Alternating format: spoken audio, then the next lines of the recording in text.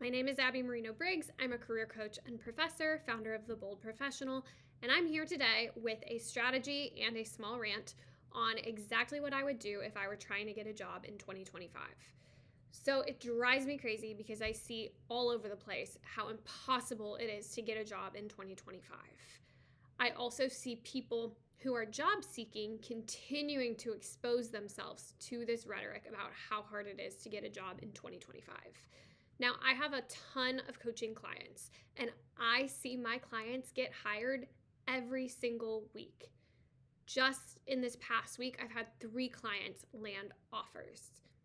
Now, I also have clients who have not landed offers, and so much of the difference between these people, it's the strategy they're using and the mindset. So I want to talk to you today about how to get a job in 2025. Now, I am a coach. I run my own company. I'm an adjunct professor. I'm an MBA candidate. I'm not trying to get a job. But if I wanted to get a job, I know that I could land one in weeks. I know that I have options. And I want you to feel the exact same confidence. I want you to remember that you have options too. Because when you go from a place of it's so hard to get a job in 2025 to I actually have options, your worldview expands, your energy raises, you believe in yourself more. And when you bring that energy into the job search, it's way more likely that you're going to land a job. So let's talk about the strategy. There are 4 things I want you to do to get a job in 2025. Number 1, stop reading and talking about how hard it is to get a job. When you say that, that's your reality. And the more that becomes your reality, the harder it's going to be to get a job. Do you see how this is a self-fulfilling prophecy? So I know that people are losing their jobs left and right. I know that layoffs are happening in the government, in the tech economy, in airlines, okay? But that doesn't matter. If that is what you are exposing yourself to as a job seeker, then I'm not surprised you haven't gotten a job. What I want you to do instead is I want you to look for the people who have gotten jobs. I have worked with plenty of them. So I'm happy to provide you with case studies and examples, and I actually do if you're in my email list. Okay? But success leaves clues. There are strategies and tactics and mindsets you need to employ to get a job. So instead of focusing on how hard it is to get a job, I want you to look for the people who are getting jobs, and I want you to emulate what they are doing. I'm going to tell you what they're doing. The first thing is they're not focusing on how hard it is to get a job. They're in the job search, but their lives are continuing outside of that. Whether they're in a current career. I had a client who she was job searching really intensely October, November. She wasn't having a lot of success. She got back to her job. She got busy December, January. But during that time, she started talking to people about the fact that she was job searching. Come January, a friend of hers recommended her to a job. They hired her within a week of her application. This is what it takes to get a job, okay? You have to double down on the strategies that actually work. The strategies that actually work, proven time and again, is to network.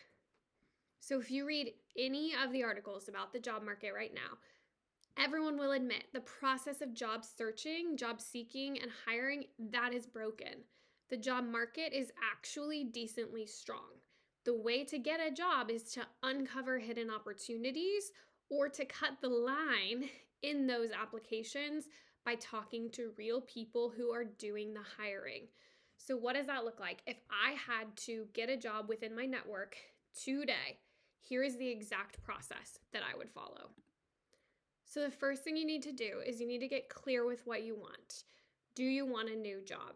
If you're stuck and you haven't been making a lot of progress in this, it might be because you haven't fully decided, do I actually want a new job?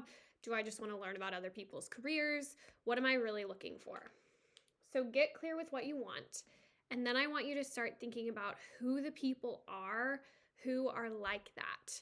So do you want a job in marketing? Okay, who do you know who's in a job in marketing that's similar to what you want? Do you want a job in your local community's nonprofit scene? Who do you know in your local community's nonprofit scene? Do you want a remote job at a large company like SoFi? who do you know, or who's someone that you know who knows someone who works at SoFi. So you have to get really clear with what you want. And then once you've done that, you need to think about who's in your network. The term network can be really intimidating and scary to people, but this is what your network is. And I'm going to draw a picture for you.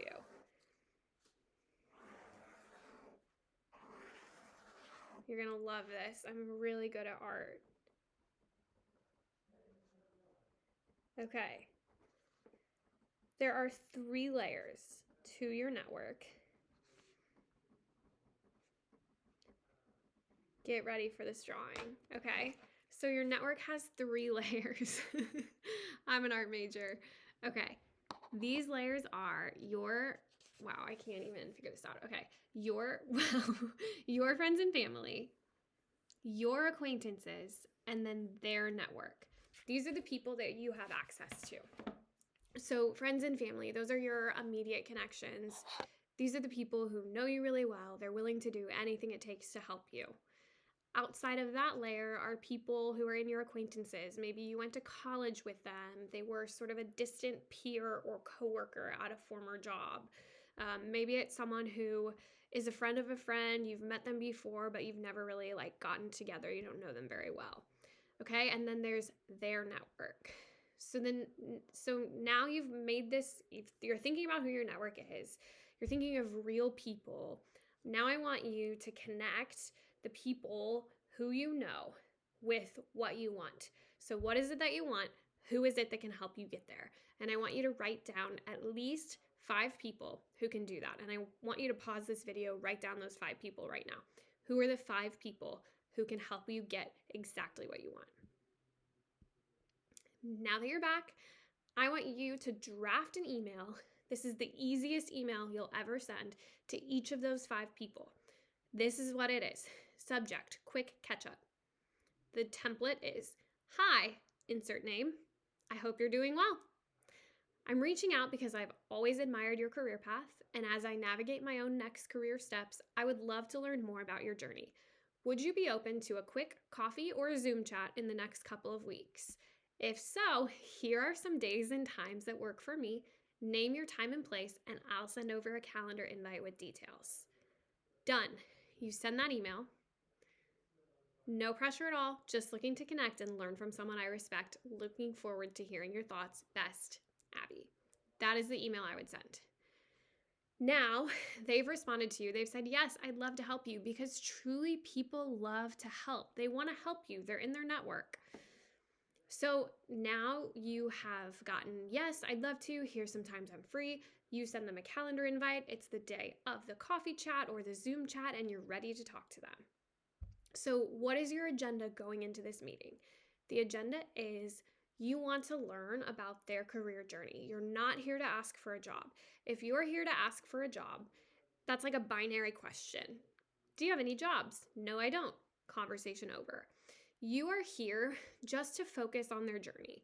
You want to start the conversation with something like, I would love to learn more about your career journey.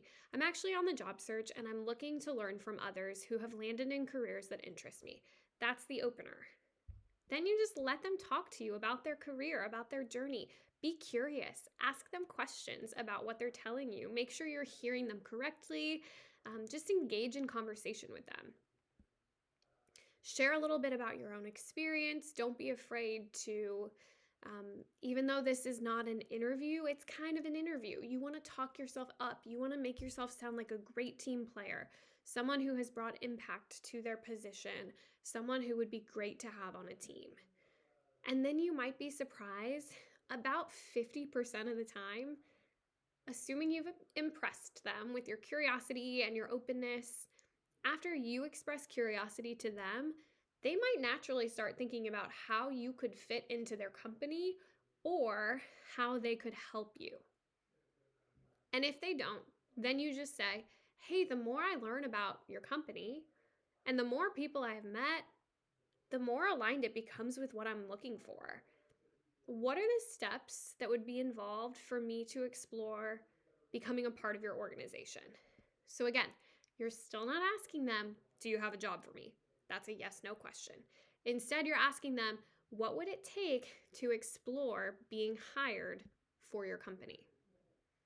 Okay, so they're going to answer, but if they don't have a good answer, if they're like, you know what, we're in a hiring freeze, we're not hiring, that's fine. You are shooting for a 50% success rate here. Plus, you never know when you have planted seeds for the future. So if they don't have an immediate answer, they might think of other ways to help you. They might say, hey, but you know what? My friend so-and-so is hiring. Maybe I could introduce you to them. Or maybe 2 months from now, they'll come back to you and say, hey, we actually are going to open up a position. Would you be interested in it? So none of this means that you're automatically getting a job, but you're positioning yourself for opportunities to come to you. You are getting allies on your side, and this is so important because one person, you, out there job searching in the world could take forever. 20 people, you have 2 coffees like this a week for 10 weeks, you get 20 people out there searching for opportunities for you. You're going to find some opportunities. Okay. So, takeaways here. You need to do the job search tactics that actually work. Network, use curiosity-driven conversations, ask about their career path. Don't just flat out ask them for a job. And then end the conversation by asking who else you should meet with. Be sure to follow up with them, thank them for the coffee. You're welcome to send them many updates over time if you're still searching, and let those opportunities come to you. Okay, so I told you there were 4 things I would do. That was only 2.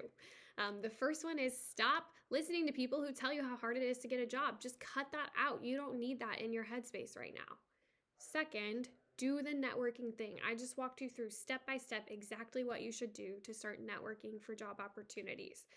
The third one is you need to get really good at interviewing. Interviews can be hard to come by, so when you get an interview, you need to be ready to crush it. How do you get really good at interviewing? I have an ebook that I'll link below that you can download that tells you exactly what hiring managers and recruiters are looking for in job interviews. I interviewed over 20 hiring managers and recruiters, and I included 8 transcripts from those interviews that to me felt like the most informative. I also synthesized those insights into what not to do. What are immediate interview deal breakers? What are the things that get you rejected right away? And then I also included what are some of the things that you should do. So, deal breaker, don't ramble in your elevator pitch.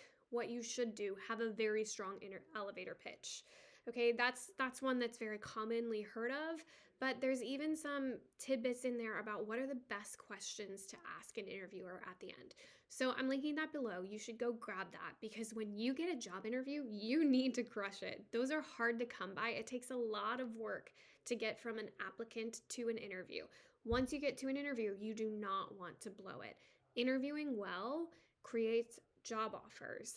Offers equal options. So be sure that you are a good interviewer if you're trying to get a job.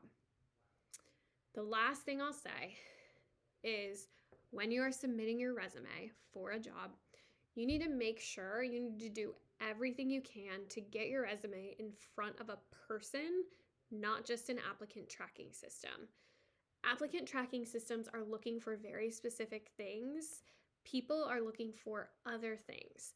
So whenever you can reach out to people on the team, in the hiring committee, the recruiter themselves, whenever you can find them and send your resume directly to them, you're going to get a better shot at making it through the sea of tons of applications that people are flipping through.